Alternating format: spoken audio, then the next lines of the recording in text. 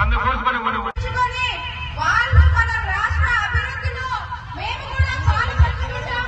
ఈ రాష్ట్రం సైకో పాలన వల్ల ఎంతో ఆయన దగ్గుబాటి ప్రచారాలు మరి ఎంపీ అభ్యర్థి అంబికా లక్ష్మణ గారికి ఓటు వేయాలని కోరుతున్నాము. దయచేసి ఇప్పటివరకు వైసీపీ పాలన చూశారు, మన జీవితాలు ఎలా పాల్పాలైందో. అందుకే టీడీపీని బలోపేతం చేసి దీనికి అభ్యర్థులు ఓటు వేయాలని కోరుతున్నాము. చంద్రబాబు సీఎం చేయాలని కోరుతున్నాము.